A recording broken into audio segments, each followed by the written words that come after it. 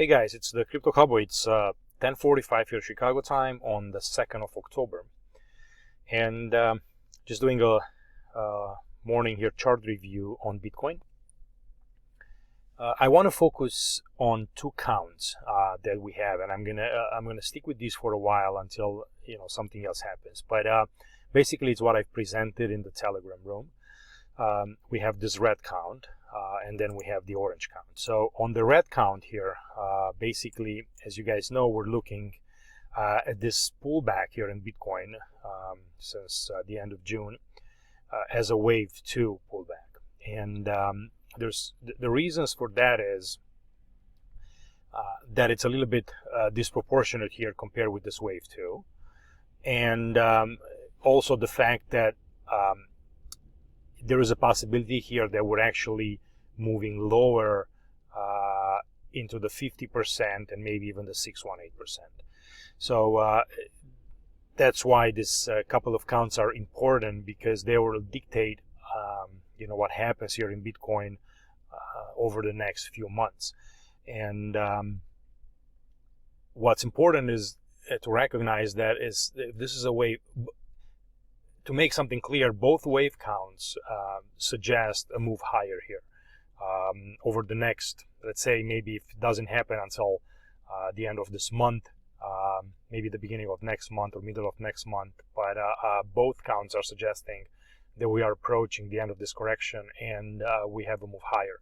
The difference between the counts is that if this is a wave 2, then the move up higher would be in a large third wave, which should be pretty aggressive. At the minimum, you're looking, an equality between wave 1 and wave 3. So if this wave 1 traveled between 3,000 and 13,000, traveled about $10,000, then you're looking for this one to also travel pretty much at least the same. So if you're coming, let's say from 7,000 or from 6,000, you're looking at a similar move to the upside at the minimum. If this is a wave 4, then you're looking for a wave 5 first to complete a wave 1 and then come back and do an ABC and then move back up higher. So this is the main difference between these two wave counts. Now for a wave 2 to make sense here, you would have to, like I said, you would have to pull further than 38%. And a 50% pullback on wave 2 versus wave 1 comes in at about 6,600. And the 618% comes at about 5,500. Now, the reason why I like this back here is because you are approaching an area of wave 4 of the previous count in orange here. Also, you're having some FIB timelines coming down here. Also, you're having some equality between the waves. I think I've talked a lot about it in my previous video here, right? So you have a WXY relationships back here at 138.2. You have a C versus A in blue, at the 161.8. And then you also have the wave 2 low, which is a 50%. You also have the bottom of this channel. So it's a good point. It's a good level where the market should get some ambition into starting to go up. For that to happen, we will need this move C here into this ABC to be complete. There is another small alternate here that can happen, where this is basically a wave. So if this X basically goes here, instead of where I'm putting it here, right, it goes here, then you need to have an ABC. So that means that this move down, 1, 2, 3, 4, 5, it's possibly an A. Then you go up in B, and then you do another C leg down, okay, which is totally fine and totally normal. There's a couple of variations here, but I'm going to focus on this for right now until we're at least getting this, wave B pullback kind of going to the top side. So,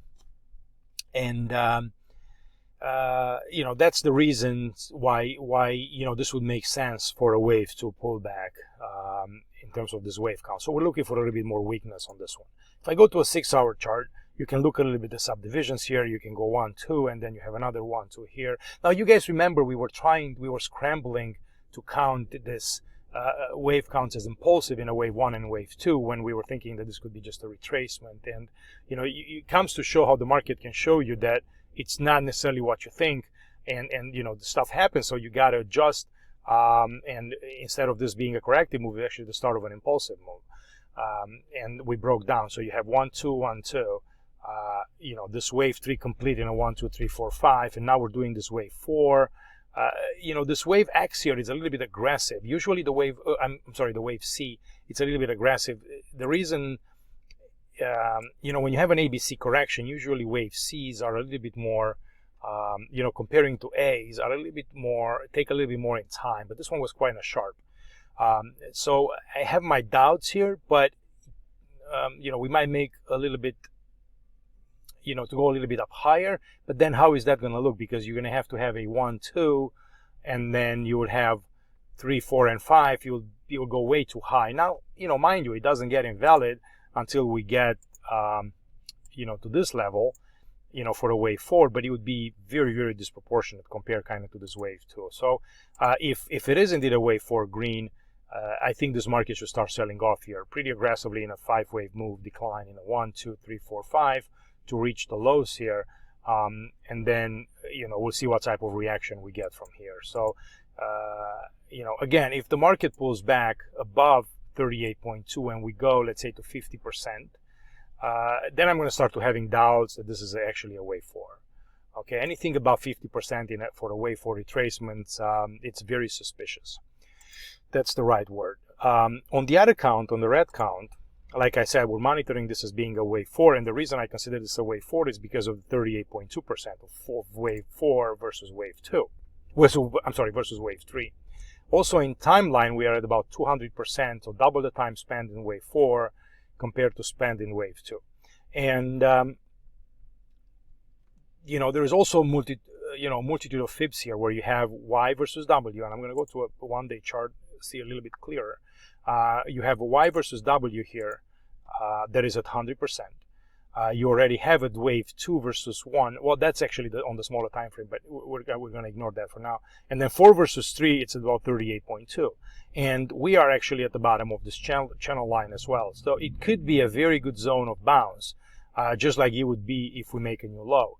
But, I want to monitor the reaction from here, and so far it's pretty anemic. Right, so if this is a WXY and we're done in an A triangle B, because we need 3 legs in wave Y, you have an A, then you have a triangle in B, and then you have a 5-leg, 5 move down in C. You have 1, 2, 3, 4, and 5. You have a nice divergence here. At least when this was happening, it was existing. I think right now it's muted. But if I go to a 3-hour chart, you can see how the subdivisions are very nice and clear. Pretty clear for a 5th wave down. You have a 1, 2, 3, 4, and 5. And now, the move of the lows is kind of anemic for right now. So I want to see the market start getting aggressive to the top side here, because I like this first impulse. And that's what I said for a 4th wave. Yeah, it could be an A, could be a B, and a B. Let's see, hold on a second. Yeah, sorry for the interruption. So if it's an ABC, then it's fine because you have a 5-wave move up here. But then the move to the downside, again, it's not impulsive. So, are we going to get a series of 1, 2s, 1, 2s, and then we're going to start breaking down? That's what I want to see. I want to see that we break down below 7900, 7970 zone to start considering that we're actually moving into the 5-wave down. But if it's the beginning of a new uptrend move, then I want to see the market react down here at about 618, 50% to 618. You have already an ABC move down, which is pretty clear and nice. Short of considering a 1, 2, 1, 2, if you go on the smaller time frames, you can see that you have a 1, 2, and then you have a nice 1, 2, 3, 4, and 5 for 3, a pullback in 4, and then a 5th wave, which was almost a truncation, but not really, right? Because we made a new high, and then you have a wave 1 done. Pullback in 3 waves so far, right? You have an A, B, C coming down. And now this, I don't like it. This should have been a wave 1 up, pretty aggressively in 5 waves, start making a 2, and then start shooting up higher. But for right now, we're very anemic. So it could be an X wave.